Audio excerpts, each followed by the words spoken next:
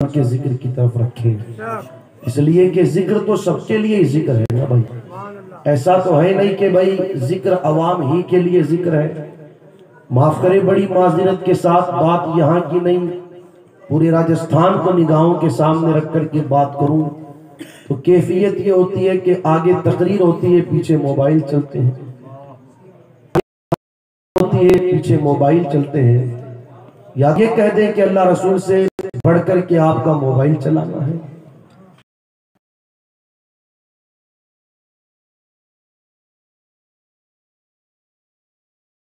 رسول کا ذکر ہے. ہم نے صرف ان باتوں کو اپنی زبانوں تک رکھا، اس کی حقیقت کو جانا نہیں، سمجھا نہیں. ورنہ وقت کے خلیل جنہیں دنیا حضرت ابراہیم علیہ السلام کے نام سے جانتی اور پہچانتی، اللہ کے پیغمبر ہیں، ان سے پوچھو کہ اللہ کے ذکر کی اہمیت کیا ہے. کسی دن فرشتہ انسانی شکل میں آ کر کے ابراہیم خلیل کے پاس اللہ کا ذکر کرتا ہے تو ابراہیم خلیل اس فرشتے سے کہتے ہیں ذرا ایک بار مجھے اور میرے اللہ کا ذکر سنا تو دوں گا، دو گے کیا؟ ابراہیم علیہ السلام کہتے ہیں میرے پاس یہ بکریاں ہیں، آدھی دے دوں گا. آدھی دے دی. فرشتے نے اللہ کا ذکر سنایا. ابراہیم خلیل کہتے ہیں یار بڑا مزہ آیا اللہ کے ذکر میں، ذرا ایک بار اور سنانا اللہ کا ذکر. کہ سنا تو دوں گا، اب کیا دو گے؟ کہتے ہیں یہ بچی ہوئی آدھی اور دے دوں گا. پھر اللہ کا ذکر سنایا کہ یار بڑا مزہ آیا اللہ کے ذکر میں، ذرا ایک بار اور سنانا مجھے میرے اللہ کا ذکر. کہ سنا تو دوں گا، اب کیا دو گے؟ ارشاد فرماتے بکریاں تو ساری دے دی، ان بکریوں کو چرانے کے لیے کسی چرواہے کی بھی تو ضرورت پڑے گی. مجھے اللہ کا ذکر سنا، میں تیری بکریوں کو چرایا. کی نظر میں اللہ کے ذکر کی اہمیت کیا تھی؟ وہ کہا تھا نا کسی دیوانے نے حلق پر تیغ رہے، سینے پر جلاد رہے، لب پہ تیرا نام رہے، دل میں تیری یاد رہے. کتنا مزہ آتا تھا مکے کی پتھریلی زمین پر حضرت بلال کو ننگی پیٹ گھسیٹا جاتا ہے مگر زبان پر پھر بھی خدا کا ذکر جاری رہتا ہے. اس لیے سمجھے ان ساری چیزوں کو، اللہ رسول کے ذکر کی اہمیت کو سمجھے. اللہ تعالی ہم سب کو عمل کی توفیق عطا فرمائے. میں نے قرآن مقدسہ کی ایک آیت کریمہ کے حصے کی تلاوت کا شرف حاصل کیا اور مدینے والے کے ایک فرمان کی تلاوت کی. اس کی روشنی میں چند گزارشات عرض کروں. اللہ تعالیٰ قرآن مقدسہ میں ارشاد فرماتا ہے لَقَدْ كَانَ لَكُمْ فِي رَسُولِ اللَّهِ أُسْوَةٌ حَسَنَةٌ. زیادہ آپ لوگوں کو میں پریشان نہیں کروں گا، ایک مختصر سے مخصوص وقت میں چند باتیں آپ لوگوں تک پہنچانے کی کوشش کروں گا. اللہ ارشاد فرماتا ہے لَقَدْ كَانَ لَكُمْ فِي رَسُولِ اللَّهِ أُسْوَةٌ حَسَنَةٌ. ایک سادہ سا ترجمہ، لوگوں تمہارے لیے اللہ کے رسول کی زندگی ایک بہترین نمونہ ہے. اب سوال یہ پیدا ہوتا ہے کہ اللہ نے قرآن میں فرمایا کہ مصطفیٰ جان رحمت صلی اللہ تعالی علیہ وسلم کی زندگی تمہارے لیے بہترین نمونہ، تو آخر کس چیز میں ہمارے لیے حضور کی زندگی بہترین نمونہ؟ ہم نے اور آپ نے یہ سمجھا کہ صرف نماز پڑھنے میں حضور کی زندگی ہمارے لیے نمونہ، صرف روزہ رکھنے میں حضور علیہ السلام کی زندگی ہمارے لیے نمونہ، صرف زکوٰۃ دینے میں، صرف حج کرنے میں حضور علیہ السلام کی زندگی ہمارے لیے نمونہ. اگر کسی نے کھانا کھاتے وقت برتن میں سالن زیادہ لے لیا تو اس صرف سالن کو صاف کرنے میں ہمارے لیے حضور علیہ السلام کی زندگی نمونہ. لوگ کہتے ہیں نا یار سنت ہے سنت ہے، سنت کرو، اسے تو صاف کرنا ہی پڑے گا. صرف میٹھا کھانے میں حضور علیہ السلام کی زندگی ہمارے لیے نمونہ، جبکہ ہمیں معلوم ہونا چاہیے کہ زندگی کے ہر گوشے میں مصطفیٰ جان رحمت صلی اللہ علیہ وسلم کی زندگی ہمارے لیے نمونہ. پیدا ہونے سے لے کر مرنے کے بعد تک مصطفیٰ جان رحمت صلی اللہ تعالی علیہ وسلم کی مبارک حیات ہم کے لیے زندگی گزارنے کا ایک بہترین نمونہ، ایک بہترین آئیڈیل، جہاں مصطفیٰ جان رحمت صلی اللہ تعالی علیہ وسلم کی زندگی ہمارے لیے نماز پڑھنے میں نمونہ ہے، روزہ رکھنے میں نمونہ ہے، زندگی گزارنے کے علیہ السلام کی زندگی ہمارے لیے نمونہ ہے۔ پر بھی صلی اللہ تعالی علیہ وسلم کی مبارک زندگی ہم غلاموں کے لیے نمونہ۔ یار دیکھے تو صحیح، جس آمینہ کے لال نے اپنے غلاموں کی رہنمائی چھوٹی چھوٹی چیزوں کے اندر فرمائی ہو کہ اگر کوئی بندہ استنجا خانے میں جانا چاہتا ہے تو یہاں پر بھی میرے آقا علیہ السلام نے غلام کو اکیلے نہیں چھوڑا، غلام کو بے راہ نہیں چھوڑا، بلکہ میرے آقا علیہ السلام ارشاد فرماتے ہیں اگر کوئی بیت الخلا میں جانا چاہتا ہے تو پہلے الٹا قدم داخل کیا جائے اور نکلتے وقت سیدھا قدم باہر نکالا جائے۔ اگر کوئی مسجد میں داخل ہونا چاہتا ہے تو پہلے قدم داخل کیا جائے، مسجد سے نکلتے وقت الٹا قدم باہر نکالا جائے۔ تو جب ان چھوٹی چھوٹی جگہوں پر مصطفیٰ جان رحمت صلی اللہ تعالی علیہ وسلم نے اپنے غلاموں کی رہنمائی فرمائی، ارشاد فرمایا سونے سے پہلے بستر کو جھاڑ لیا جائے، کسی ایسی چھت کے اوپر بندہ نہ سوئے جس چھت کی چار دیواری نہ ہو۔ آپ سوچیں جب ایسی چھوٹی چھوٹی جگہوں پر میرے آقا علیہ السلام نے غلاموں کی رہنمائی فرمائی ہے تو وہ نکاح جیسی عظیم سنت جس کے بارے میں میرے نبی نے ارشاد فرمایا اذا تزوج العبد فقد استکمل نصف الدین، جو بندہ نکاح کر لیتا ہے اس کا آدھا دین مکمل ہو جاتا ہے۔ وہ نکاح جیسی عظیم سنت جس کے بارے میں میرے نبی نے ارشاد فرمایا جب کوئی بندہ نکاح کر لیتا ہے اور نکاح کے بعد اللہ کی عبادت کرتا ہے تو اللہ عبادت پر ثواب کو 40 گنا یا 70 گنا بڑھا کر کیا عطا فرماتا ہے۔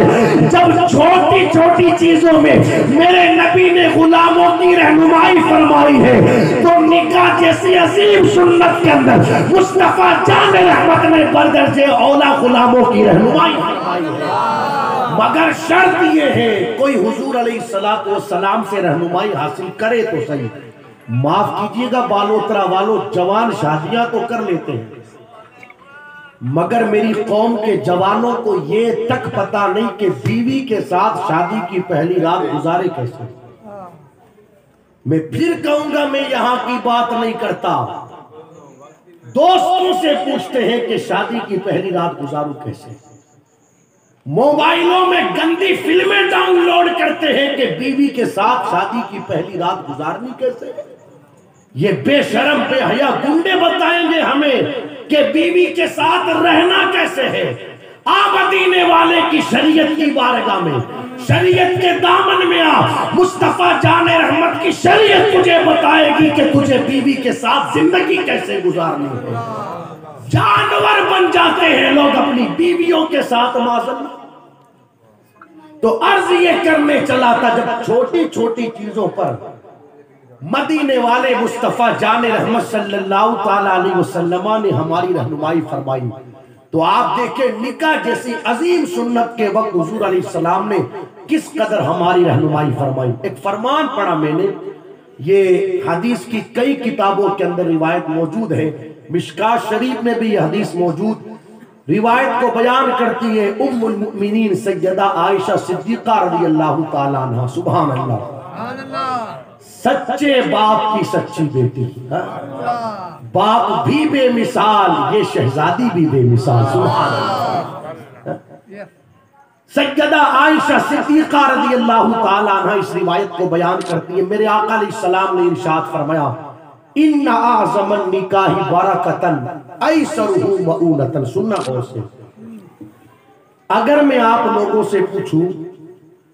کہ بھئی بالوترا میں کئی شادیاں ہوئی، سب سے شاندار شادی کون سی ہوئی، ہر بندہ اپنی اپنی رائے پیش کرے گا۔ مولانا ابھی وہ تھوڑے دن پہلے ایک شادی ہوئی تھی، کیا بتاؤں آپ کو، 30 لاکھ روپیہ خرچ ہوا وہاں، ارے 2-3 لاکھ روپے کا تو ٹینٹ لگا تھا، کوئی 20-25 طرح کے کھانے کے آئٹم تھے وہاں پر، اور کھانا کھلانے والے مرد نہیں بلکہ وہاں پر عورتیں تھیں. جتنے میں کوئی پاس والا بولے گا ارے وہ کیا شادی ہوئی تھی، مجھے پتا نہیں، وہ فلاں نے کی تھی فلاں جگہ، وہاں 50 لاکھ خرچ کیا تھا. اس طریقے سے ہر بندہ اپنے اپنے اعتبار سے بتائے گا کہ فلاں شادی شاندار ہوئی، فلاں شادی بہتر ہوئی، فلاں شادی شاندار ہوئی. لیکن آؤ حضور علیہ السلام کی بارگاہ میں چلیں اور پوچھیں یا رسول اللہ علیہ السلام آپ بتائیں آپ کی نگاہ میں سب سے بہتر شادی کون سی ہے؟ میرے آقا علیہ السلام ارشاد فرماتے ہیں ان اعظم النکاح برکتن ایسرہ معونتن. لوگوں اگر مجھ سے پوچھتے ہو تو پھر سنو، نکاحوں کے اندر سب سے برکت والا نکاح وہ ہے کہ جس نکاح کے اندر خرچہ کم سے کم کیا جائے. مصطفیٰ جامع رحمت صلی اللہ تعالیٰ علیہ وسلم کا یہ فرمان، جس نکاح میں خرچہ کم سے کم کیا جائے وہ نکاح حضور علیہ السلام کی بارگاہ میں برکت والا. ہم نے تو اس نکاح کو بہتر سمجھا جس نکاح کے اندر خرچہ زیادہ سے زیادہ کیا گیا، اور مدینے والے فرماتے ہیں نکاح وہ بہتر ہے کہ جس کے اندر خرچہ کم سے کم کیا جائے. ایک دوسرے مقام پر میرے آقا علیہ السلام ارشاد فرماتے ہیں لوگوں نکاحوں کو اتنا آسان کر دو، اتنا سستا کر دو کہ زنا یعنی بدکاری مشکل ہو جائے. مگر معاف کریں اس وقت لوگوں نے شادیوں کو اور نکاحوں کو اتنا مشکل بنا دیا کہ گلی گلی گاؤں گاؤں محلے محلے بدکاریاں اور زنا عام ہو گئے. میرے آقا علیہ السلام کے پیارے دیوانوں آپ مجھے بتائیں مصطفیٰ جان رحمت صلی اللہ تعالیٰ علیہ وسلم تو فرماتے ہیں نکاحوں کو آسان کیا جائے، مگر ہم نکاح کو مشکل کرتے جا رہے ہیں. اور آپ دیکھیں اصل نکاح کے اوپر 3000-3500 روپیہ خرچ ہوتا ہے. اصل نکاح کا اصل نکاح 3000، سارا کا سارا روپیہ اپنی طبیعت کو خوش کرنے پر خرچ ہو رہا ہے. آپ مجھے بتائیں جو لڑکی کا مہر بنتا ہے وہ کتنا بنتا ہے؟ ارے یہی تو 3000-3500 4000 ہو جاتا ہوگا ادھر، اور کیا. یہ ہے جو نکاح پر پیسہ خرچ ہو رہا ہے. باقی جو سارا روپیہ خرچ کیا گیا آپ مجھے بتائیں اس کا نکاح سے کیا تعلق؟ وہ تو آپ نے اپنی طبیعت کو خوش کرنے کے لیے، اپنا ناک اونچا کرنے کے لیے خرچ کیا ہے. جبکہ اصل نکاح یہ ہے لڑکی سے اجازت لی گئی اور گواہوں کی موجودگی میں وکیل صاحب کی وکالت میں لڑکے کو قبول کروا دیا گیا، جو مہر باندھا گیا وہ لڑکی کو ادا کر دیا گیا. یہ نکاح ہے. اسی لیے میرے آقا علیہ السلام نے فرمایا لوگوں نکاحوں کو آسان کرو، اتنا آسان کرو کہ بدکاریاں مشکل ہو جائے. مگر سچ بتانا آج ہم نے نکاح کو کتنا مشکل کر دیا. کیفیت یہ ہے جب تک جیب میں 5 لاکھ روپیہ نہ ہو تب تک بندہ اپنے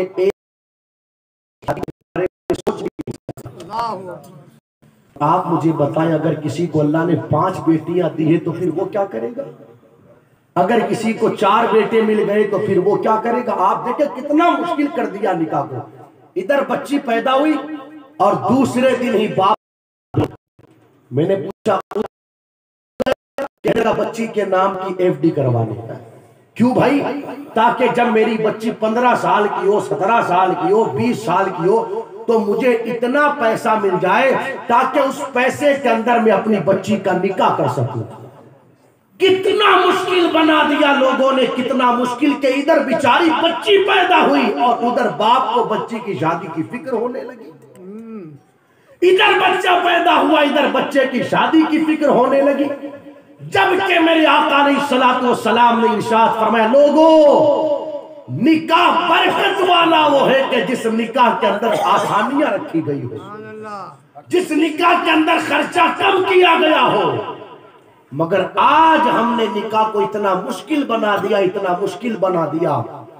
جو بیچارہ مہینے کا 10-12 ہزار 15 ہزار روپیہ کماتا ہے اس کے گھر میں اگر شادی کا موقع آ جائے تو اب رشتہ دار خاندان والے اسے کہتے ہیں بچے جوان ہو گئے شادی تو کر.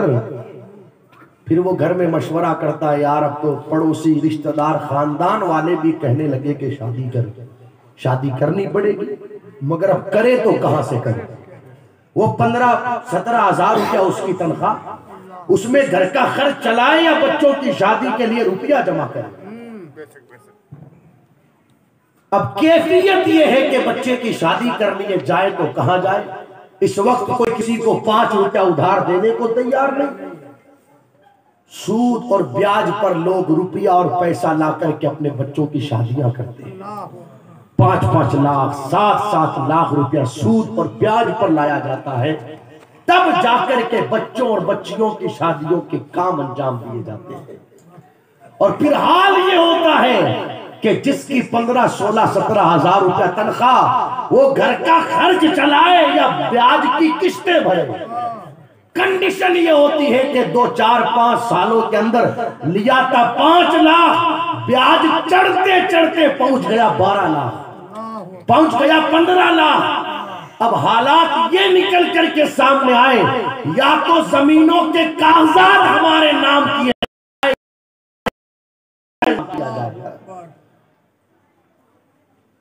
میں یہ ہوائی فائرنگ نہیں کر رہا، میں حقیقت بتا رہا ہوں۔ ایسے کئی گھر میں آپ کو دکھا سکتا ہوں کہ ایک بچی کا گھر بسانے کے چکر میں 5-7 لاکھ روپیہ لیا بیاج پر۔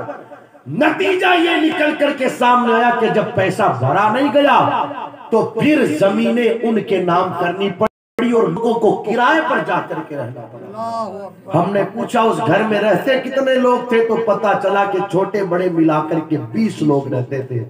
میں نے کہا یا اللہ، ایک کا گھر بسانے کے چکر میں کر دیا 20 کو بے گھر۔ کس نے ہم کو سمجھایا، کس نے ہم کو بتایا کہ جب تک جیب میں 5-7-10 لاکھ روپیہ نہ ہو تب تک شادی ہوتی ہی نہیں؟ بھئی نکاح کیا ہے؟ حضور علیہ السلام کی سنت ہے نا، سن رہے ہو نہیں سن رہے ہو؟ نکاح کیا ہے؟ حضور علیہ السلام کی سنت۔ سچ بتانا بالو ترا والو، سنت کسی کو پریشانی میں ڈالنے کے لیے ہے یا پریشانی سے نکالنے کے لیے؟ زور سے بولو۔ یہ ہو ہی نہیں سکتا کہ طریقہ حضور کا اور کسی کو پریشانی میں ڈالے۔ سنت کسی کو پریشانی میں ڈالنے کے لیے نہیں، پریشانی سے نکالنے کے لیے۔ اس کی ایک مثال دوں، آپ مجھے بتائیں، انسان کی جس وقت روح قبض کی جانے والی ہوتی ہے، انسان کی زندگی کے جس وقت آخری لمحات ہوتے ہیں، آپ مجھے بتائیں اس وقت انسان کے لیے کتنی بڑی پریشانی کا وہ وقت ہوتا ہے کہ ایک طرف تو روح قبض کی جانے والی ہے اور دوسری طرف شیطان اس کے سامنے اس کے باپ کی شکل میں آئے، اس کی ماں کی شکل میں آئے، اس کے بھائی کی شکل میں آئے، اس کی بہن کی شکل میں آئے اور آ کر کے یہ کہے کلمے کا انکار کر دے، تجھے پیاس لگی ہے میں پانی پلا دوں، کلمے کا انکار کر دے، تجھے بھوک لگی ہے میں تجھے کھانا کھلا دوں۔ اس طریقے سے انسان اللہ اکبر پریشانی کے اندر گر جاتا ہے اور پڑوس میں باپ ماں بیٹھ کر کے اس کو کلمہ پڑھاتے ہوئے رہتے ہیں مگر اس کی زبان پر کلمہ آ نہیں پاتا۔ اب آپ سوچیں کتنا مشکل وقت ہے، لیکن سنیں مدینے والے کا فرمان۔ میرے آقا صلی اللہ تعالیٰ علیہ وسلم فرماتے ہیں، میرے امتی تو میری سنت مسواک کو اپنے لیے لازم کر لے، اس کی برکتیں تجھے یہ ملے گی کہ تیری زبان پر مرتے وقت کلمہ جاری ہو جائے گا۔ اب آپ مجھے بتائیں کتنی مشکل گھڑی تھی زندگی کے آخری لمحات تھے بندے کے لیے، مگر یہ سنت کی برکت، سنت کی برکت کہ سنت پر عمل کرتا رہا، مرتے وقت اللہ تعالیٰ نے اس کی زبان پر کلمہ جاری فرما دیا۔ پتہ کیا چلا؟ سنت پریشانی میں، سنت پریشانی سے نکالنے کے لیے۔ تو جس طرح مسواک سنت، نکاح بھی تو حضور کی سنت ہے۔ کیا وجہ ہے؟ کیا وجہ ہے؟ جس کسی کے گھر میں شادی ہونے والی ہے وہ 3 مہینہ پہلے ٹینشن میں آ گیا، جاؤں تو کہاں جاؤں، کہاں سے انتظامات کروں، کس سے ادھار لوں، کس سے نہ لوں، 20,000 تو دے، 50,000 تو دے، 1 لاکھ تو دے۔ یہ کنڈیشن نہیں گر جاتے ہیں لوگ پریشانیوں میں، اور خیر ادھر ادھر سے لے لیوا کر انتظام کر دیا، شادی بھی ہو گئی۔ اب شادی ہو جانے کے بعد جب تک چکا نہ دے تب تک پریشان۔ ایک دن میں کوئی 20 بار تو جھوٹ بولنا پڑتا ہے۔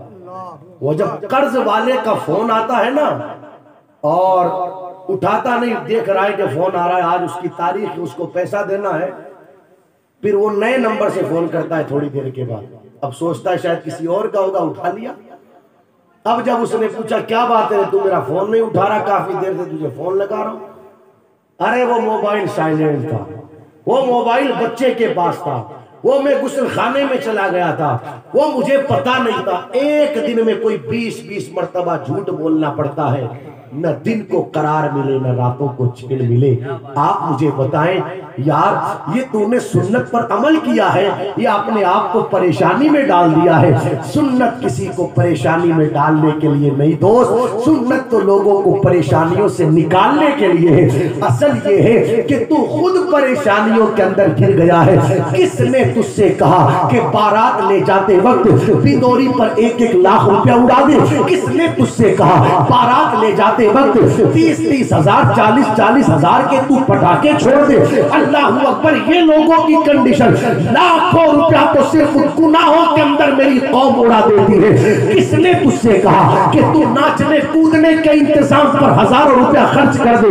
کس نے تجھ سے کہا کہ اپنے گھر کی عورتوں کو جس وقت تو نچوا رہا ہے اپنے گھر کے آنگن کے اندر، اس وقت ان پر ہزاروں روپیہ تو اڑا دے؟ خدا را، ان ساری چیزوں کا تو نکاح سے کوئی تعلق ہی نہیں ہے، ان ساری چیزوں کا تو مدینے والے کی سنت سے کوئی لینا دینا ہی نہیں ہے۔ پریشانی میں سنت نے تجھے نہیں ڈالا ہے، تو خود اپنے کرتوتوں کی بنیاد پر پریشانیوں کے اندر گھرتا چلا گیا۔ کاش کہ تو نے شریعت کے دائرے میں رہ کر نکاح جیسی عظیم سنت پر عمل کیا ہوتا۔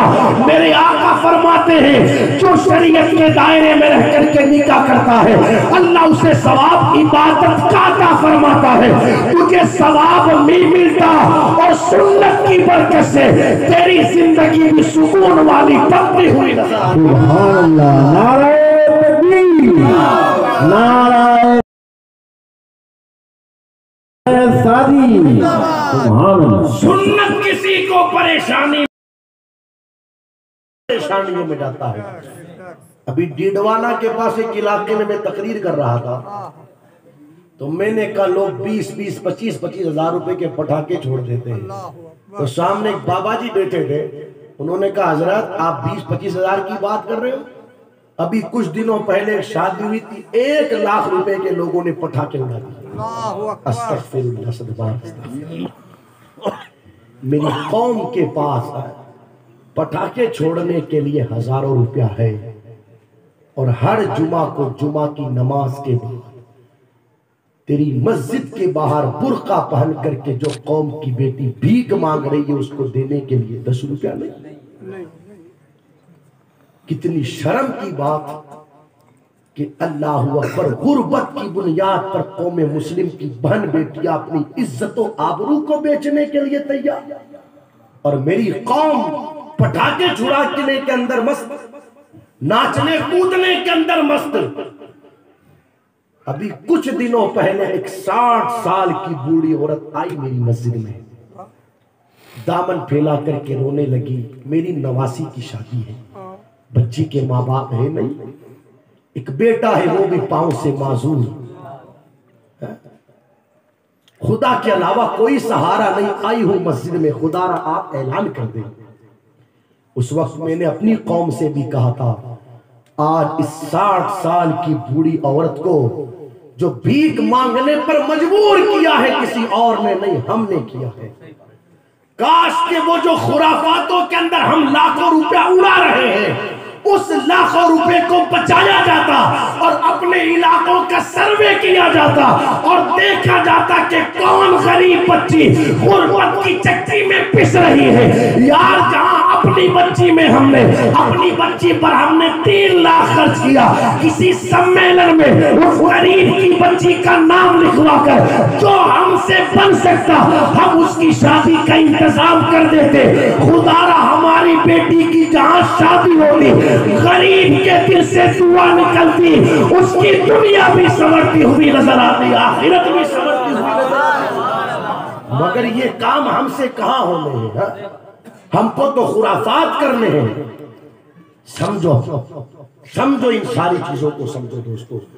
میرے آقا علیہ الصلوۃ والسلام ارشاد فرماتے ان اعظم النکاح برکتن ایسرہ مؤونۃ. لوگوں نکاحوں میں برکت والا نکاح وہ ہے جس میں خرچہ کم سے کم کیا جائے. خرچہ کم کرو، خرچہ کم. پیسہ خرچ کرنا ہے آپ کو، اپنے بچوں کی تعلیم پر خرچ کرو، اپنے بچوں کی تعلیم پر پیسہ خرچ کرو. میں نے کئی جگہ دیکھا شادیوں کے لیے لوگ کھیت کے کھیت بیچ دیتے، پلاٹ بیچ دیتے، زمینیں بیچ دیتے. میں کہتا ہوں اگر تجھے پلاٹ بیچنا ہے بچے کی شادی کے لیے مت بیچ، بچے کو اعلیٰ تعلیم دلانے کے لیے بیچ. اگر تجھے کھیت بیچنا ہے اس کھیت کو بیچ کر کے بچے کو اعلیٰ تعلیم دلوا. اگر یہ قابل بن گیا، اچھی تعلیم اس نے حاصل کر لی، اچھی نوکری ملے گی، کئی ساری زمینوں کا مالک خود بنتا ہوا نظر آئے گا. پیسہ خرچ کرنا ہے تو یہ شادیوں کے اوپر پیسہ خرچ کرتے ہو، تعلیم پر پیسہ خرچ کرو، شادیوں کو آسان کرو، خرچہ کم سے کم کرو. لوگ کہتے مولانا اب گاؤں میں نام ہے کہ فلاں صاحب ہے، اب اگر ہم خرچ نہیں کریں گے تو پھر اچھا تھوڑی لگے گا کہ آپ کے پاس کتنا پیسہ ہے. میرے آقا علیہ الصلوۃ والسلام کے ایک صحابی ہیں، نام جن کا حضرت عبد الرحمن ابن عوف رضی اللہ تعالی. صحابہ میں اتنے مالدار صحابی تھے حضرت عبد الرحمن ابن عوف، اتنے مالدار کہ جب حضرت عبد الرحمن ابن عوف کا انتقال ہوا اس وقت آپ کے پاس جو سونا تھا، سونا، اس سونے کو لوگوں نے ہاتھوں میں کلہڑا لے کر کے کاٹنا شروع کیا. تو کاٹنے والوں کے کاٹتے کاٹتے ہاتھ تھک گئے، مگر حضرت عبد الرحمن بن عوف کا سونا ختم نہیں ہوا. آپ سوچے کتنے مالدار صحابی حضرت عبد الرحمن بن عوف ہے، کوئی اتنا مالدار؟ آپ خود فرماتے لوگوں میرے لیے حضور علیہ الصلوۃ والسلام نے برکت کی دعا فرمائی، اور اس دعا کا اثر یہ ہوا عبد الرحمن جس پتھر کو اٹھاتا ہے اس پتھر کے نیچے اللہ. اتنے مالدار صحابی حضرت عبد الرحمن ابن عوف، اتنے مالدار. اب آپ مجھے بتائیں اتنے مالدار شخص کی شادی ہو رہی ہے تو زیادہ نہیں تو کم سے کم مدینے والوں کو تو پتہ چلنا ہی چاہیے. بھائی سمجھ رہے ہو میری بات؟ اتنے مالدار شخص کی شادی ہو رہی ہے تو زیادہ نہیں تو کم سے کم مدینے والوں کو تو پتہ چلنا ہی چاہیے. مگر آپ پڑھیں روایت اٹھا کر، صبح کے وقت حضرت عبد الرحمن بن عوف رضی اللہ تعالیٰ عنہ کی میرے نبی سے ملاقات ہوئی تو کپڑے پر خوشبو لگی ہوئی تھی. کیا لگی ہوئی تھی؟ میرے آقا علیہ السلام نے فرمایا عبد الرحمن یہ کپڑے پر خوشبو کیسی؟ عرض کی یا رسول اللہ علیہ الصلوۃ والسلام گزشتہ جو شام گزری اس میں میرا نکاح ہو گیا. یہ جو دن گزرا شام کو میرا نکاح ہو گیا. اب آپ دیکھیں حضرت عبد الرحمن کا نکاح ہو گیا مگر بظاہر میرے نبی کو بھی پتہ نہیں، بظاہر میرے نبی کو بھی خبر نہیں. حالانکہ صحابہ کے نزدیک حضور سے بڑھ کر کون، مگر بظاہر میرے نبی کو بھی خبر نہیں. اس سے کیا پتا چلتا ہے؟ اس سے یہ پتا چلتا ہے جس طریقے سے صحابہ اور سنتوں پر عمل کرتے تھے اسی طریقے سے اس نکاح جیسی عظیم سنت پر بھی عمل کر لیتے تھے.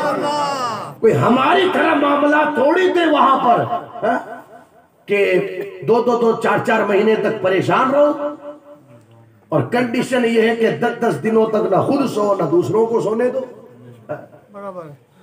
ہم مانتے ہیں آپ کے گھر میں شادی ہے مگر اس کا مطلب یہ تھوڑی ہے کہ آپ ڈی جے بجا کر کے ساروں کی نیندیں خراب کر دو گے. یار جس مذہب کی تعلیم یہ ہو لوگوں اتنی اونچی آواز میں قرآن بھی مت پڑھنا کہ اگر پاس میں کوئی سو رہا ہو تو اس کی نیند میں خلل پیدا ہو جائے. اللہ اکبر اللہ اکبر. ایک بات اچانک مجھے یاد آئی، توجہ ہے آپ کی، سنیں ایمان کو تازگی ملے گی. صداقت کے تاجدار جناب سیدنا ابو بکر صدیق رضی اللہ تعالیٰ عنہ، آپ کا دور خلافت ایک رجسٹر تیار کیا جناب صدیق اکبر نے اور اس رجسٹر کے اندر نام لکھا. پہلے کام لکھے، فلاں کام فلاں کام فلاں کام، اور ان کاموں کے سامنے نام لکھے، یہ کام اس نے کرنا، یہ کام اس نے کرنا، یہ کام اس نے کرنا۔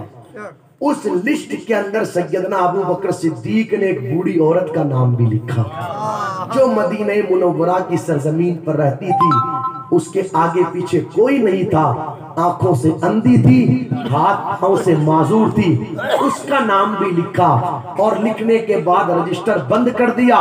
سیدنا ابو بکر صدیق تو چلے گئے، اس رجسٹر کو جناب سیدنا عمر فاروق اعظم نے کھولا، کام بھی دیکھتے جاتے، کاموں کے سامنے نام بھی دیکھتے جاتے، مگر جب اس بڑھیا کا نام دیکھا نا جناب فاروق اعظم نے تو کیا دیکھتے ہیں، بڑھیا کا نام تو لکھا ہوا ہے مگر اس کی خدمت کس نے کرنی ہے، اس کا نام اس کے سامنے نہیں لکھا ہوا۔ عمر فاروق اعظم نے سوچا آخر بات کیا ہے کہ صدیق اکبر نے اس بڑھیا کے نام کے سامنے کسی کا نام نہیں لکھا، تو کہنے لگے ٹھیک ہے اس بڑھیا کی خدمت میں کر لوں گا۔ صبح کا سویرا نمودار ہوا، جناب سیدنا عمر فاروق اعظم رضی اللہ تعالیٰ اس عورت کے گھر گئی، لیکن گھر جا کر کے کیا دیکھا کہ گھر میں جھاڑو بھی لگ چکی ہے، کھانا بھی پک چکا ہے، بڑھیا نے کھانا بھی کھا لیا ہے۔ جانے کے بعد جناب عمر فاروق اعظم کہتے ہیں مائی بات کیا ہے، ابھی تو صبح کا سویرا نمودار ہوا ہے، گھر کے سارے کام ہو گئے، تیرے گھر پر کھانا بھی پک گیا، تو نے کھانا بھی کھا لیا۔ وہ بوڑھی عورت کہنے لگی اے آنے والے، اتنا تو مجھے بھی پتا نہیں کہ کون آتا ہے میرے گھر پر، مگر پابندی سے کوئی آنے والا آتا ہے، میرے گھر کے سارے کام کاج کرتا ہے، مجھے کھانا کھلاتا ہے اور پھر چلا جاتا ہے۔ جناب عمر فاروق اعظم نے سوچا یہ کون ہے جو رات کی تنہائی میں آ کر اس بڑھیا کے گھر کے کام کاج کر کے چلا جائے۔ آپ نے کہا اگلے دن رات کو چھپ کر کے پتہ لگایا جائے گا کہ کون آتا ہے۔ عمر فاروق اعظم چھپ گئے، ایک نقاب پوش آیا، آنے کے بعد اس نے بڑھیا کے گھر کے کام کاج کیے، کھانا تیار کیا، بڑھیا کو کھانا کھلایا۔ جب جانے لگا وہ نقاب پوش، عمر فاروق اعظم نے پیچھے سے آواز لگائی اے آنے والے کون ہے ذرا پتا تو صحیح، اور کہا مجھے دنیا ابو بکر کہتی ہے، دنیا مجھے ابو بکر کہتی ہے، دنیا مجھے ابو بکر کہتی ہے۔ اب آنے والا جملہ سنیے گا، سیدنا عمر فاروق اعظم کہتے ہیں میں نے کیا دیکھا کہ جس وقت صدیق اکبر اس عورت کی مدد کے لیے آئے تھے، اس وقت کیفیت یہ تھی کہ پاؤں میں چپل نہیں تھے۔ میں نے پوچھا اے ابو بکر صدیق، بڑھیا کی مدد کے لیے آنا یہ تو سمجھ میں آتا ہے، مگر پاؤں میں چپل پہن کر کے کیوں نہیں آئے؟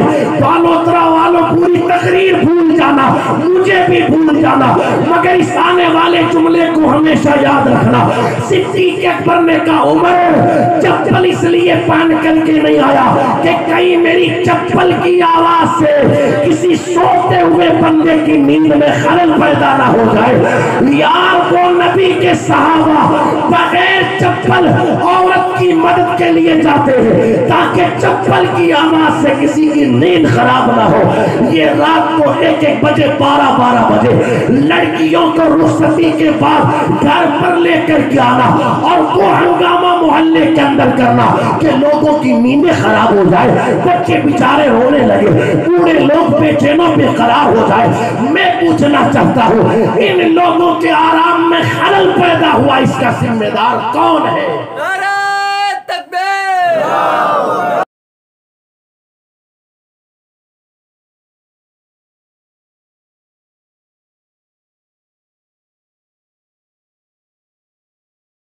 کسی کے نیند میں خلل نہ پڑ جائے۔ اور یہاں ہماری کنڈیشن یہ ہے کہ 8-8 دن 5-5 دن 7-7 دن ڈی جے بجائے۔ مت کرو خدا را ایسا مت کرو، بدلو اپنے آپ کو۔ اتنے لوگ یہاں پر بیٹھے ہیں، ہو سکتا ہے اس سے پہلے بھی آپ نے مجھ سے سنا ہو، سنا ہے تو تازہ کر لے، نہ سنا ہو تو سن لے۔ سچ بتانا یہ گانوں کی آوازوں پر ڈھولک کی تھاپ پر ناچنا کام کس کا ہے؟ یار یہ مسلمانوں کے کام ہے، ناچ کود گانے باجے معذاللہ۔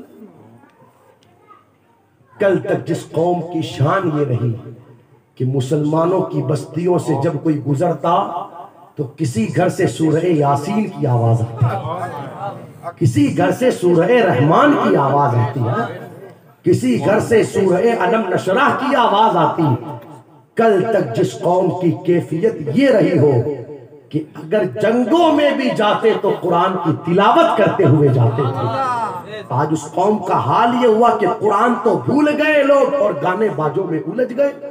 سنیں میرے آقا علیہ السلام کا فرمان، ارشاد فرمایا حضور علیہ السلام نے، جس گانے باجوں کے اندر مست ہو جائے گی پھر میری امت کو تباہ ہونے سے کوئی نہیں بچا سکتا۔ اور آج آپ دیکھیں کتنے مست ہوئے لوگ گانے باجوں میں۔ وہ کون سا گھر ہے کہ جس گھر میں گانا نہیں؟ وہ کون سی دکان ہے کہ جس دکان میں گانا نہیں؟ وہ کون سی کار ہے کہ جس کار میں گانا نہیں؟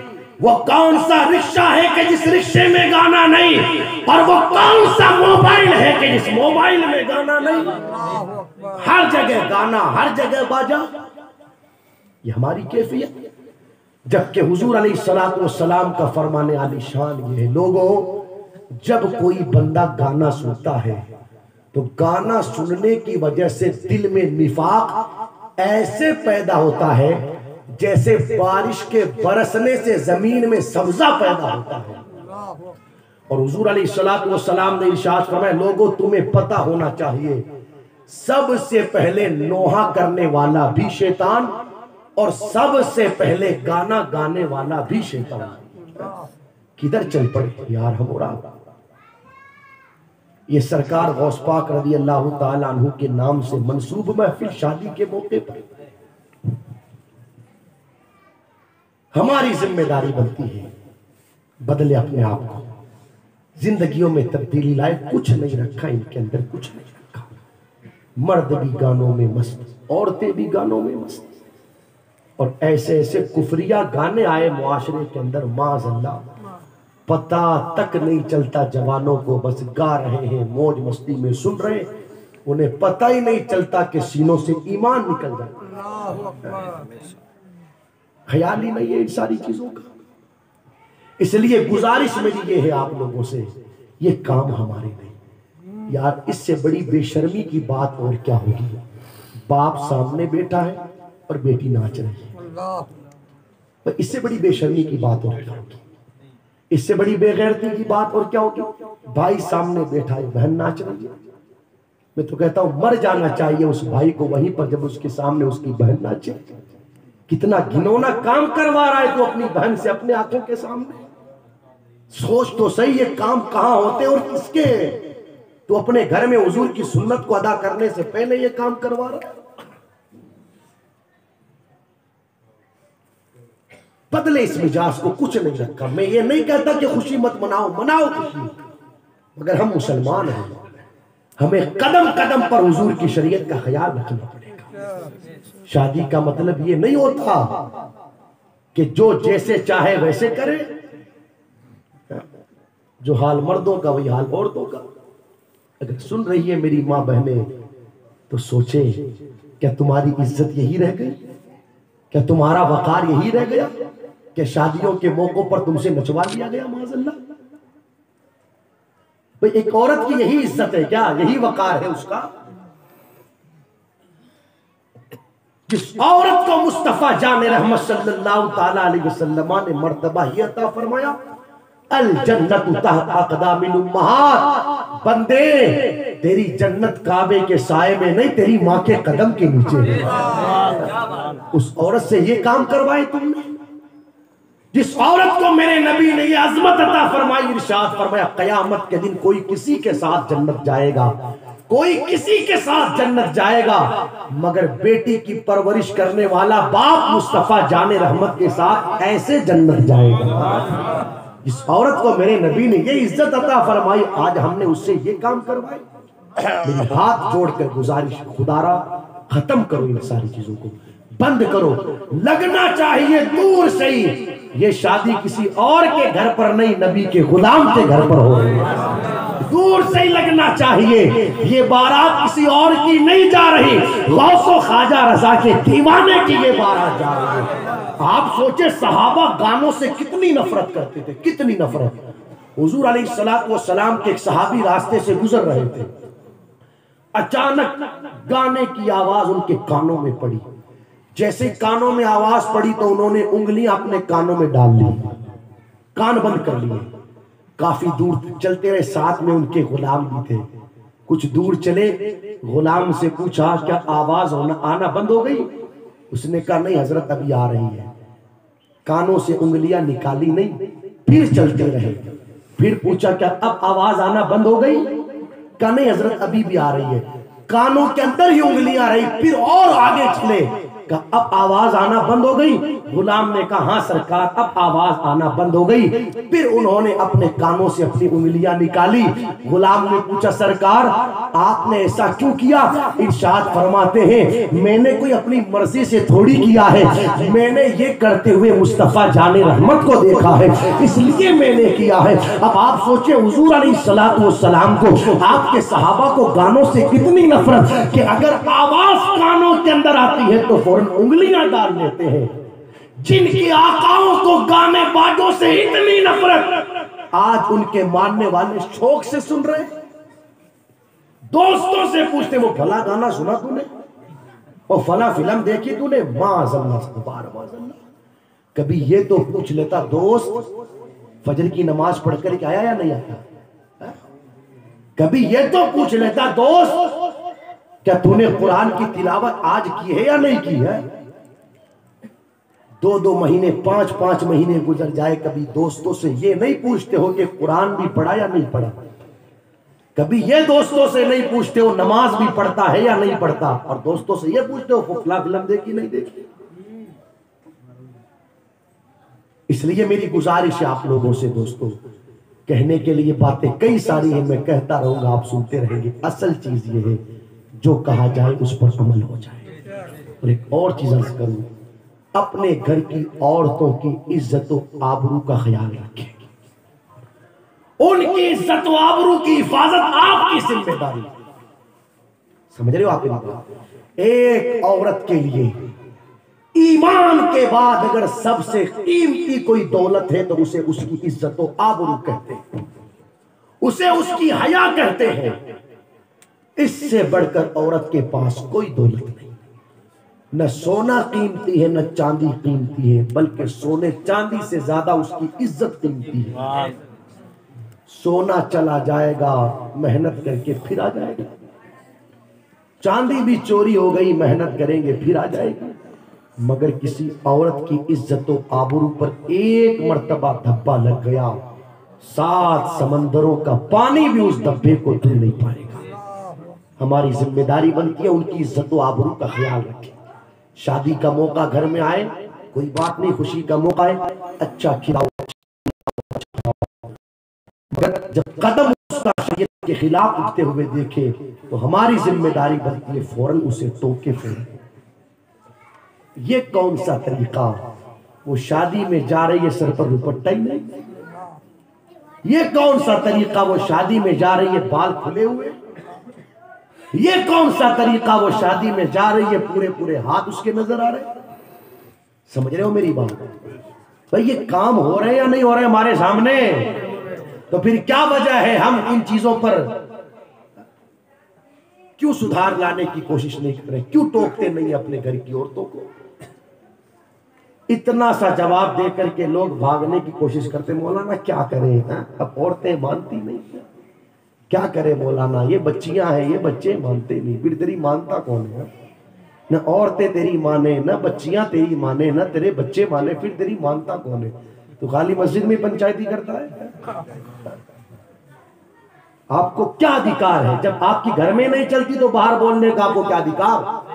قیامت میں آپ سے یہ نہیں پوچھا جائے گا کہ آپ نے مسجد کے امام یا مؤذن کا کتنا خیال رکھا، اس اعتبار سے کہ وہ جاتا کہاں ہے آتا کہاں ہے، آپ سے یہ پوچھا جائے گا بتاؤ آپ نے اپنے گھر والوں پر کتنی نظر رکھی؟ تیری نگاہ کے سامنے تیری بیٹی پہ پردہ جاتی تھی، تیری نگاہ کے سامنے تیری بیوی پہ پردہ گھر سے نکلتی تھی، بتا تو نے اس حوالے سے کیا فکر کی؟ قیامت کے دن آپ سے آپ کے گھر والوں کے بارے میں پوچھا جائے گا۔ ہماری ذمہ داری بنتی ہے خدا را اپنی بہن بیٹیوں کی عزت و آبرو کی حفاظت کرے۔ ہم ان کے ماننے والے ہیں جنہوں نے سب کچھ لٹا دینے کے بعد بھی عزت و آتے ہیں پڑھنے کے لیے، سننے کے لیے یہ کربلا کی سرزمین پر نبی کے گھرانے کی عورتوں سے چادریں تک چھین لی گئی، مگر سیدہ زینب نے کیا کہا تھا؟ عورتوں، اللہ نے لمبے بال اس لیے دیے ہیں ان بالوں کو چہرے پر ڈال کر کے چہروں کو چھپا لیا جائے۔ یزید کے دربار میں جب خطبہ دینے کی باری آئی تو سیدہ نے اپنی آواز میں خطبہ نہیں دیا، اپنے بابا علی کی آواز میں خطبہ دیا۔ تو کسی نے کہا لگتا ہے علی آ گئے، کہا علی نہیں، علی کی بیٹی زینب ہے۔ کہا بات کیا ہے کہ بابا علی کی آواز میں خطبہ دیتی ہے؟ تو فرماتی اس لیے کہ عورت کی آواز بھی عورت، ہمارے قافلے میں بظاہر کوئی خطبہ دینے والا مرد نہیں بچا، مجبوراً زینب کو خطبہ دینا پڑا ہے۔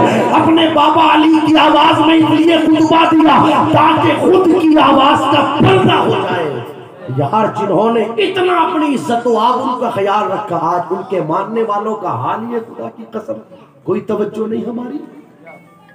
اس لیے میری گزارش ہے قدم قدم پر حضور علیہ السلام کی شریعت کا خیال رکھیں۔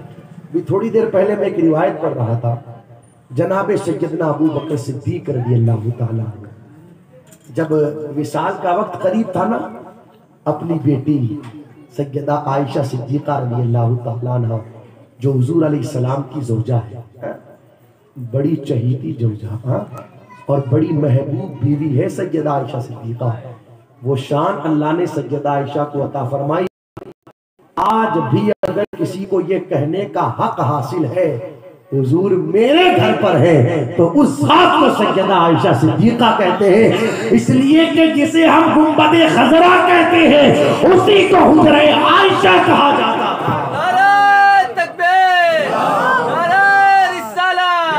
ہمارے نبی کی یہ احسان بچہ ہے، یہ سیدہ عائشہ صدیقہ رضی اللہ تعالیٰ عنہ جناب سیدنا ابو بکر صدیق کہتے ہیں عائشہ بتا تو صحیح حضور علیہ السلام کا انتقال کس دن ہوا تھا؟ پھر پوچھا عائشہ بتا تو صحیح حضور علیہ السلام کے کفن میں کتنے کپڑے تھے؟ پھر پوچھا عائشہ حضور علیہ السلام کو غسل کس نے دیا؟ ابو بکر صدیق یہ کیوں پوچھا؟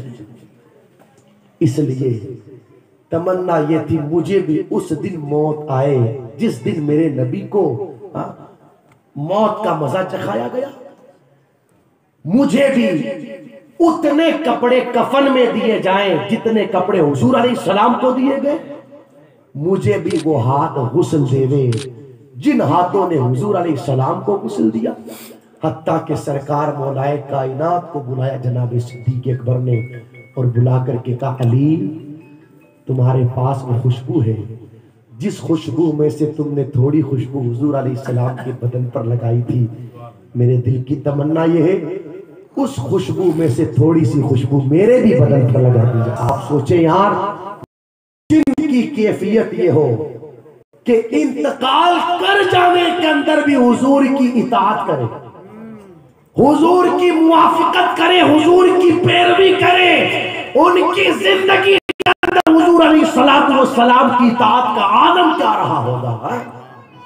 وہ حضور علیہ السلام کی اپنی ظاہری زندگی کے اندر کس طرح اطاعت، جو وقت وصال اس طرح فکر کرتے ہو کہ مجھے انتقال اس دن آئے، اس دن ہو میرا انتقال جس دن حضور کا انتقال ہوا، میرے کفن میں اتنے کپڑے رہے جتنے کپڑے حضور علیہ السلام کے کفن میں تھے، مجھے غسل وہ ہاتھ دے ہوئے جن ہاتھوں نے حضور کو غسل دیا۔ سبحان اللہ یار، جب موت کے وقت حضور کی اطاعت کو اتنی کرتے ہو تو پھر ظاہری زندگی میں کتنی کرتے ہوں گے۔ حضرت حذیفہ بن یمان حضور علیہ السلام کے صحابی، دیکھو کتنی اطاعت کرتے تھے۔ اس ذات کا نام حذیفہ بن یمان ہے جس نے ایران کو فتح کیا، فاتح ایران جنہیں کہا جاتا ہے۔ جب ایران کو فتح کرنے کے لیے گئے نا حذیفہ بن یمان، تو اس وقت جو ایران کا بادشاہ کا حاکم تھا اس نے حضرت حذیفہ کو بلایا، کہا آؤ محل میں بیٹھ کر بات کرتے ہیں۔ حضرت حذیفہ بن یمان محل میں پہنچے، کھانا وانا لگایا گیا، دسترخوان سجا، دسترخوان پر کھانا لگا دیا گیا۔ حضرت حذیفہ بن یمان جب کھانا کھانے لگے تو ایک لقمہ ہاتھ سے زمین پر گر گیا۔ کیا ہوا؟ زمین پر گر گیا۔ حضرت حذیفہ بن یمان کو اس وقت اپنے نبی کی سنت یاد آئی۔ سبحان اللہ۔ کیا سنت؟ لوگوں اگر زمین پر لقمہ گر جائے تو اسے اٹھا کر کے کھا لو، اگر مٹی لگ جائے تو صاف کر کے کھا لو۔ یہ حضور علیہ السلام کا فرمان، آپ کی سنت۔ حضرت حذیفہ بن یمان نے اس لقمے کو اٹھایا اور کھانے لگے تو پڑوس میں ایک صاحب بیٹھے تھے، انہوں نے ہاتھ سے اشارہ کیا اور کہا حذیفہ کیا کر رہے ہو؟ ارے دیکھو تو صحیح کتنے بڑے بڑے لوگ یہاں پر بیٹھے، اگر تم زمین سے اٹھا کر کے کھاؤ گے تو یہ کیا سوچیں گے کہ کیسے لوگ ہیں یہ جو زمین سے روٹی اٹھا کر کے کھا لیتے۔ تمہاری کوئی عزت نہیں رہے گی ان کے دل کے اندر، تمہارا کوئی وقار نہیں رہے گا ان کے دل کے اندر، روٹی اٹھا کر کے مت کھاؤ نیچے سے، جس طرح آج ہماری سوچ بن گئی۔ کھڑے کھڑے کھا رہے، یہ سب کھڑے کھڑے کھا رہے، ہم بیٹھ کر کے کھائیں گے تو لوگ کیا سوچیں گے؟ یہ سب کھڑے کھڑے کھا رہے، اگر ہم بیٹھ کر کے کھائیں گے تو لوگ کیا کہیں گے؟ دیکھو تو صحیح آپ۔ مگر کیا جواب دیا حضرت حذیفہ بن یمان نے؟ سنو دوستو، حضرت حذیفہ بن یمان کہتے سنو، تمہیں پتہ نہیں کہ اگر لقمہ نیچے گر جائے تو اٹھا کر کے کھا لینا مدینے والے کی سنت ہے۔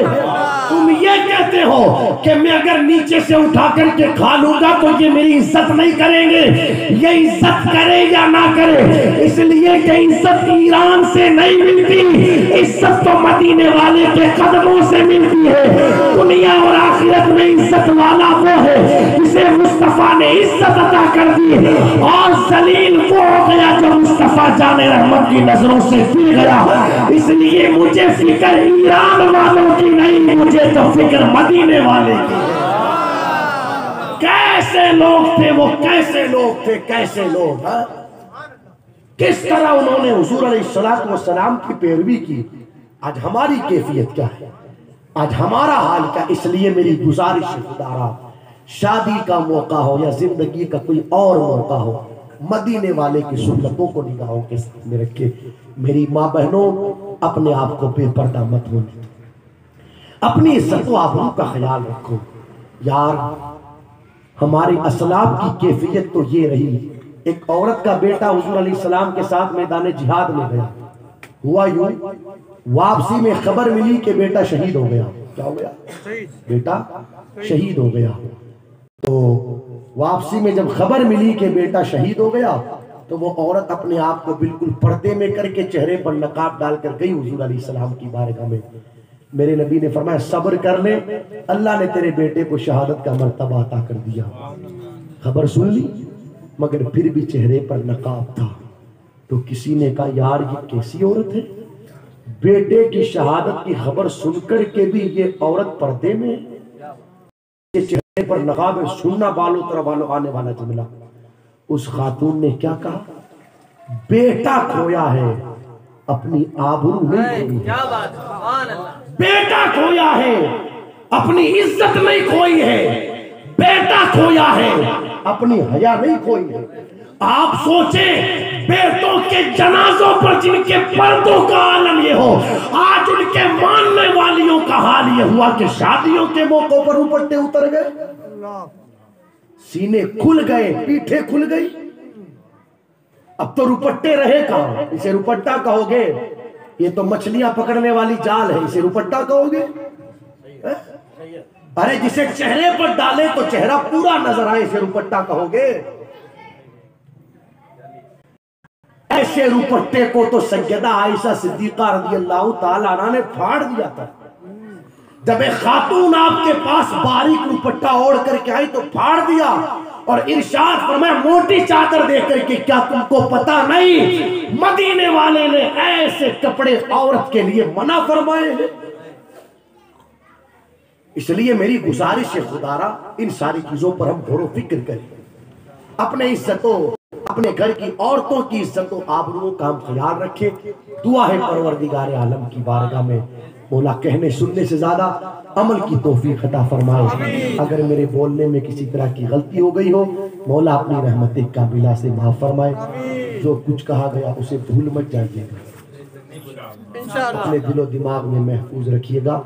میں یہ نہیں کہتا کہ شادی پر میلاد کر رہا ہوں، میں نے تو کہیں کسی کو کہا ہی نہیں، میں تو یہ کہتا ہوں اچھائی نہیں کرتا تو برائی تو مت کر، کسی کو دعا نہیں دے سکتا تو گالی تو مت دے، کون کہتا آپ سے میلاد تو مت کرو، مگر کم سے کم بے حیائی تو مت کرو۔ کلمہ شریف پڑھ لو بلند آواز سے، لا الہ الا اللہ محمد رسول اللہ صلی اللہ